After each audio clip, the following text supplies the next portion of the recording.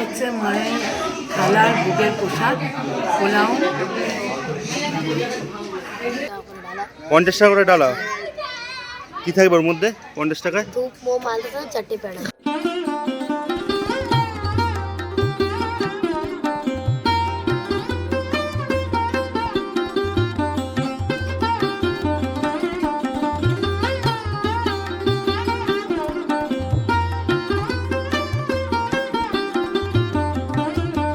মূল গেটের বাইরেই গাড়ি পার্কিং করতে পারবেন। 2 চাকা 10 টাকা আর 4 চাকা 50 টাকা, যতক্ষণ খুশি। আমরা এখন দ্বিতীয় দক্ষিণেশ্বরের কাছে আছি। কোথা থেকে আসবো? নমস্কার বন্ধুরা, এই মুহূর্তে আমি দাঁড়িয়ে রয়েছি ব্যারাকপুর অন্নপূর্ণা মন্দির। দেখতে পাচ্ছেন যেই মন্দিরটি বর্তমানে দ্বিতীয় দক্ষিণেশ্বর নামে বেশ পরিচিত। এই মন্দিরে কবে আসবেন, কিভাবে আসবেন, আর খরচই বা কী হতে পারে, এখানে ভোগ প্রসাদের জন্য কি কি ব্যবস্থা রয়েছে, ভোগের জন্য কত খরচ হতে পারে এবং ভোগে কি কি প্রসাদ থাকে, সম্পূর্ণ তথ্য আপনারা জানতে পারবেন। শুধুমাত্র শেষ পর্যন্ত ভিডিওটা দেখতে থাকুন।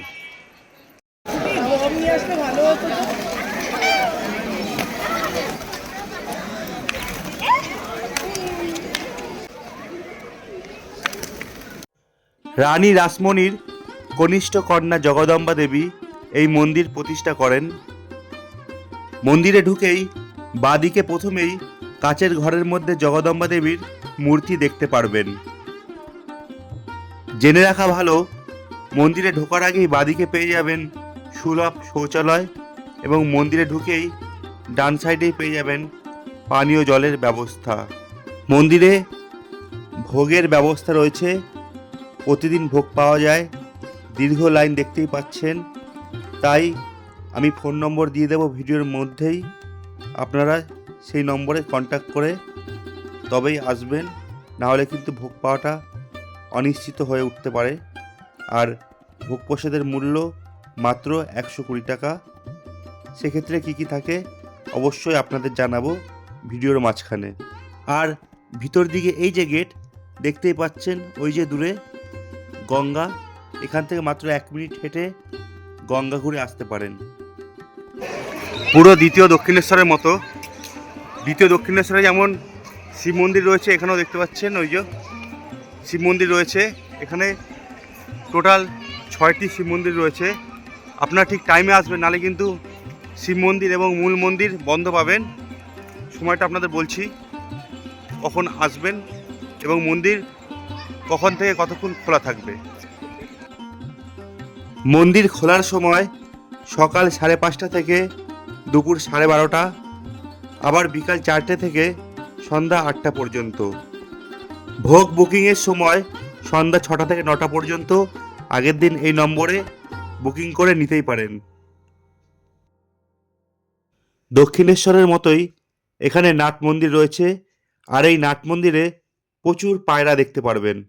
এখানে আসলে পায়রার জন্য হাতে করে 2 মুঠো গম কিংবা চাল আনতেই পারেন।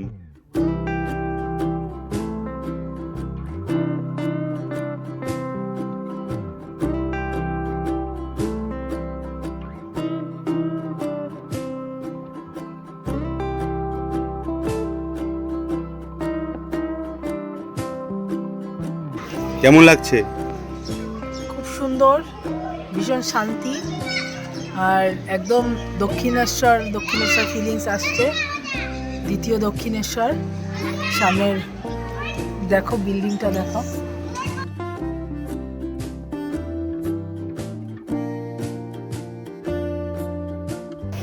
এবার আপনাদের বলবো এই মন্দিরে কিভাবে আসবেন। মেন লাইনে বারাকপুরগামী যে কোনো ট্রেনে করে বারাকপুর কিংবা তার আগের স্টেশন টিটাগড়ে নামবেন।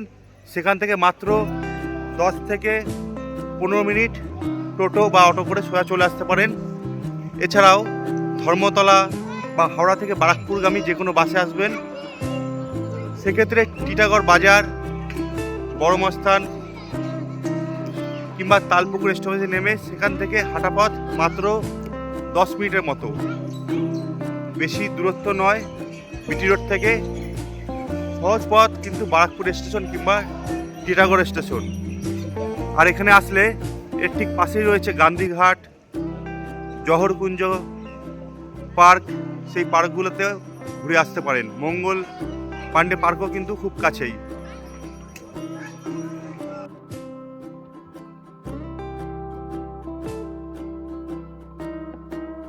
প্রতিদিনের মতো আজকেও প্রচণ্ড ভিড়। বসে পড়লাম মাত্র 120 টাকায় ভোগের প্রসাদ খেতে, মায়ের মূল প্রসাদ।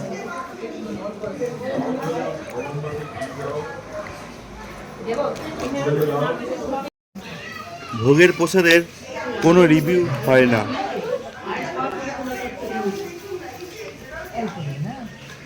মাত্র 120 টাকায় আমরা পেয়ে গেলাম পোলাও, গরম গরম ভাত, ডাল, একরকম ভাজা, 2 রকম সবজি, আর শেষ পাতে চাটনি, পায়েস, তার উপর উপরি পাওনা নলেন গুড়ের রসগোল্লা, সঙ্গে পাঁপড়ও ছিল।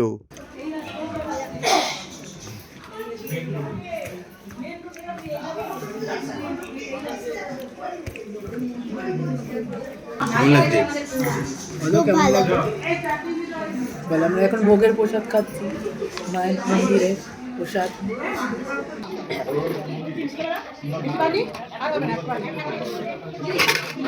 কুপন কেটে বাড়ির জন্য প্রসাদ দিয়ে যেতে পারেন।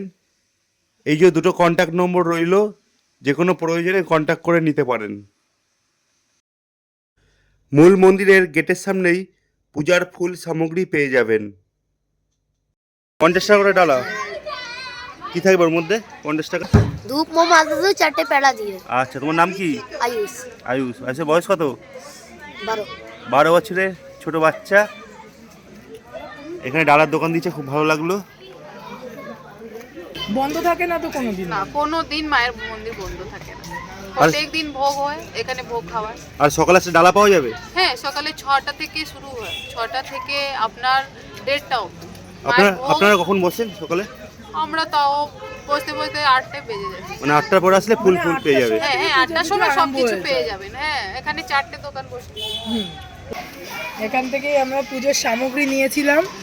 তোমরাও আসলে একদম মন্দিরের ঠিক ডান পাশেই রয়েছে ডালা, এই পাশেও ডালা রয়েছে, তোমরা যেখান থেকে হোক পূজার একদম। বিকেল 4টে বেজে গেছে, দীর্ঘ লাইন। আমরা পূজার লাইনে অপেক্ষা করছি। আর এখানকার মূল বিগ্রহ মা অন্নপূর্ণা এবং শিব ঠাকুর।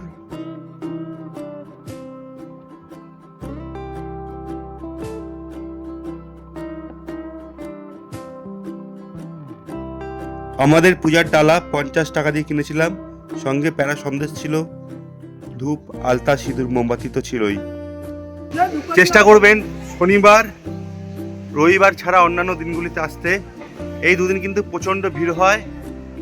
মন্দির চত্বরটা আমরা একবার ঘুরছি। আর ওই যে চারিদিকে প্রদীপ লাগানো হচ্ছে, সন্ধ্যার সময় প্রদীপগুলো জ্বলে উঠবে।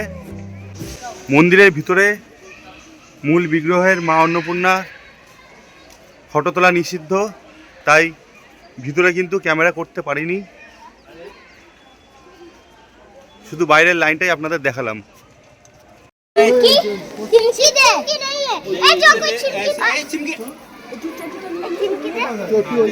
क्या करेगा इससे बाबू? क्या करेगा? दिया में लगाएंगे। दिया लगाओगे? हाँ। चलो चल चल चल। हो गया बहुत हो गया।